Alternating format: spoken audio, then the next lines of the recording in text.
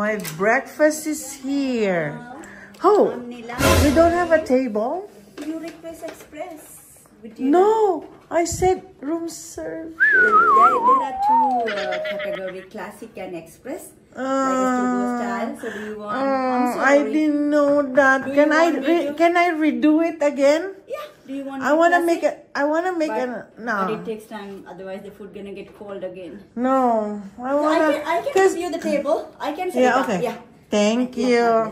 I'm so you see, sorry. I'm vlogging my breakfast. I thought I'm gonna have a nice, you know, those. It's called classic. I'm so sorry. I didn't know. There's no choice. So there are express. Express is a to-go style. Oh, okay. Yeah. So fine, I'm gonna have my. I didn't know that there's a to go. That's fine. Okay, finally, yeah, I got table.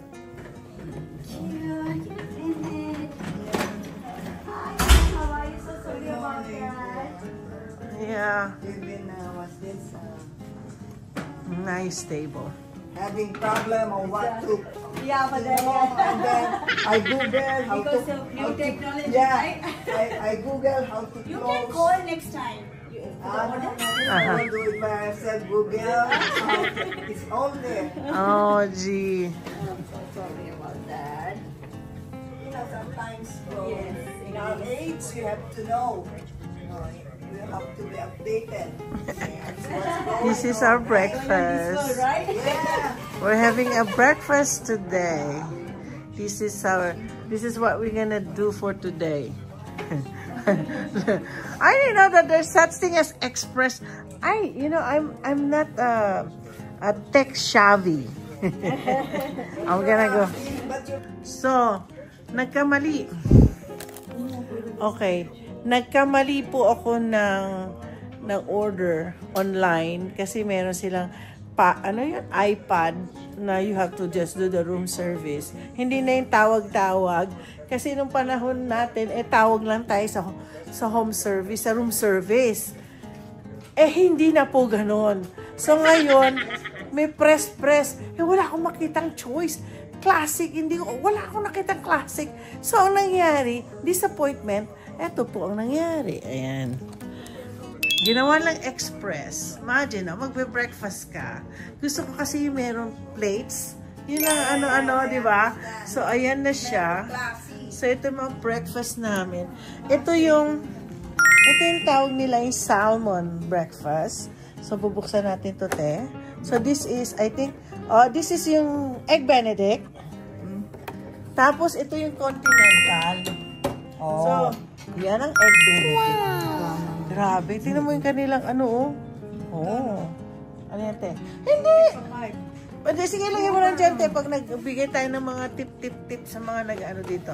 So, ito, hati-hati tayo. Hindi okay lang yan kasi matami na yung Ito yung mga, imagine ang breakfast namin. Hindi ka kasala ate dito, Mga katawan lang nyo. Heavenly Father, we just want to thank you for the great blessings that you have given us. We are here in Las Vegas as we enjoy your blessing, oh God. We just give back all the glory to you. And right now, Lord, as we partake, we were having our breakfast. We pray, oh God, that you make this food that we are going to partake as it will be good health for us, oh God. Thank you, Lord. In Jesus' name we pray. Amen. Amen. Breakfast po kami. Breakfast. Kasi pinapakita ko breakfast, hindi ako. This is the salmon. Na-disappoint po kasi ako kasi. Okay lang, share tayo. Ito ate, kuha kayo ng ng salmon. Na-disappoint ako kasi, ang gusto ko kasi, sana yung classic. Doon sa kanila. Pero labas na lang tayo sa breakfast, sa lunch. Marami na tayo. Alam mo, sarap ko yung te. Ito. Ate, kuha ka ng salmon. Hindi ako kumakain ng ito, nag-iisa. Ang tawag, alam mo na, this one yung salmon breakfast. Natutunan ko to sa mga, yung mga Persian na boss ko. Kasi ito yata kinakain nila. They call it like lox. Yung lox, diba, ate? Yeah. So, ito yung what do you call this? Bagel. In the morning, kasi ginagawa ko to sa boss ko na si Miss Agosyan. Alam mo, nakakatuwa din yung matandang yon. Alam mo, sabi niya daw sa mga ibang kasamahan, kung hindi lang daw ako nag-asawa, ayaw daw niya akong i-release. Ayaw niya ako ibigay kahit hindi ako ayaw niya mag-ano. Kasi ako lang kasi pinagkakatiwalaan yan. Ito po, capers. No? Capers. Ano capers? Yun, ganun, capers. Pampaganda. Hindi ko alam kung Condiments, mga ano ng ano. Beans kasi yun eh. Pampaganda Ano sa siya, parang, tingnan mo. Munggo lang yata yan eh. Hindi. Caper. Pagkain yan. Caper. Caper? Ha? Parang ano, olive. Parang malilit na olive. Hindi ko nga kinain yung olive ko eh. Yeah. Tapos ganito ginagawa ko pag breakfast sa boss ko. So lalagay ko yung salmon sa gilid-gilid. No? Ganyan yan. Dami ko natutunan. Share the salmon. At saka alam mo si yung boss ko dati, si Miss Agosyan. Dami ko natutunan na ginagawa ko sa sa daily ko sa pag dito ako nag-boss na ako. I own my own business. Sinusulat niya yung yung mga kinikita niya. Hindi siya nagtitiwala sa Huwag mo siya matuwala. sa may tag mo? Computer.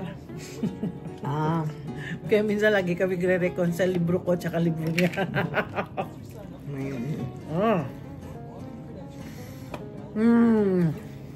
So. Basta ba yung mo? Hati nga tayo sa hash brown mo. Ikaw, te. Mahas ba? Meron na ako. Hindi, ito, te. Ito, hash brown. Meron na ako eh. Sa'yo na lahat yan. Akin ito. Kasi Ganito. Masarap yung egg benedict, no? Hmm. Ito, hash brown nila. Oh, grabe. Grabing pa. Parang black Kapal. naman. Meron akong blinag lately, kung ano na ni Michael. Mabigay ko sa kanya kagabi. Yung sa Starbucks nagbe-breakfast ako. Ginukuha ko yung potato, cheddar, and chives. Square. Wala akong square na pan. Nag-order na lang ako sa Amazon para lagi ako magdadala paggagawa ko. Tapos, ang sa akin naman, potato, bacon, cheddar. Siyempre may eggs yun, may eggs.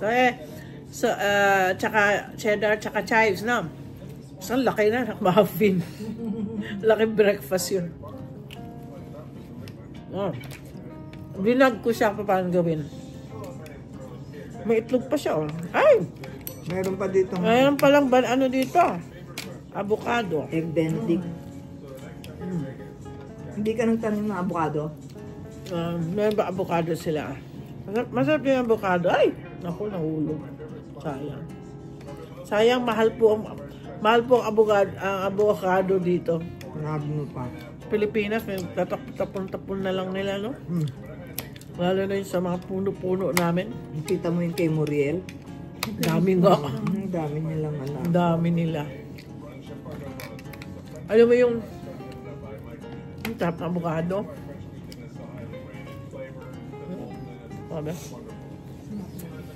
Alam mo, pinakamasarap egg benedict na nakain ko yung napunta kami sa Long Beach ng Washington.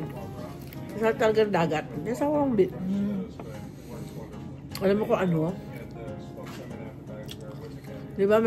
Yan, ang egg benedict, minsan yung Canadian bacon na nilagay. Ito yung sa kanila, yung parang tapa siya. Oh, yeah. Ano pangalan yung lagi kinakain natin sa beef? Uy, malambot na malambot. Ay, naku, natanggal. Tapsilog. Hindi. Yung American yun na egg benedict, yung Yan ang gusto nila. nawala na naman ako. Kalimutan ko. Yung mga breakfast. Sino? Kaya, Masarap talaga. Ay, madali lang nga gumawa ng Hollandaise Ginagawa ko si Lance. Hollandaise sauce. Ginagawa ko si Lance yan kasi kaya lang. Ito, bigay mo kayo. Ano to? Hollander sauce? Ano mo yan? Ano to? Ano lang yan? Hindi. Ganon? Nalagay mo? Hindi, egg red. Red egg lang yan. Yung yellow. Tapos lemon, tsaka butter. Yung butter ni Lance, yung plant-based. Oh, ano ang may mga plant-based na yan? Veggie lang? Veggie. Oo. Alam mo bang may mayonnaise na kayo na alam? Plant-based? Veginaise. Oh. Tawag nun, veginaise. Yeah. So, alam mo lahat ng ginagawa kay Lance Kwan, puro lahat according to sa ano ng allergy niya. Abo, minsan, ayaw niya gumagawa ng makain. Hindi niya gustong vegetable.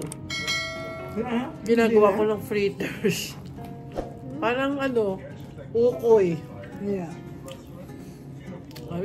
Yung zucchini, yung squash. Gusto niya squash. Kaya, Mga lalaki. alam mo, Amerikano, gusto na yung squash, yung buo. Half mo siya, bake mo. Tapos, tagyan mo ng butter and honey. Ganun kinakain nila. Alam mo yung, ano pangalan ng kalabasan nila? Yung kulay, maliit lang siya, kulay green.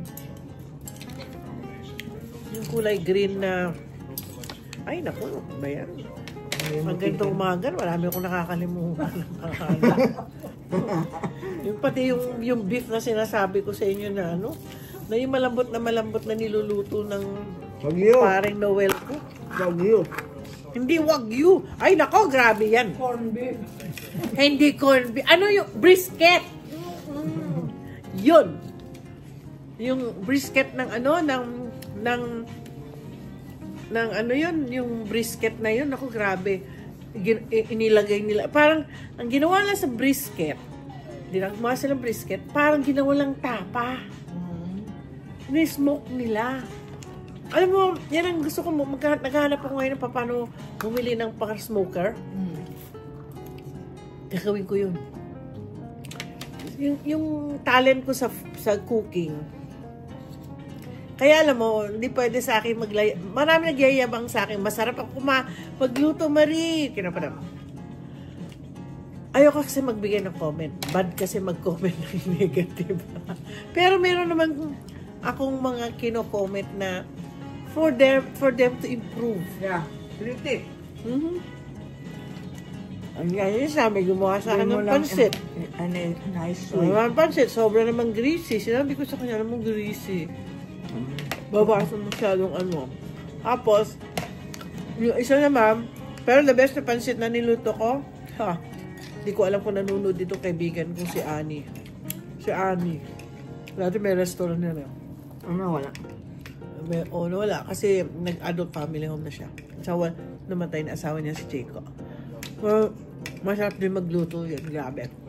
Tapos pag mag-experiment yung si Chico, tatawagin niya ako tsaka si Lance. Pakakain sa amin yung mga... Kasi si Lance mahilig sa ribs. Ako, ang si Chico, sabi sa akin, dream daw niya magkaroon ng restaurant na ano. May restaurant sila.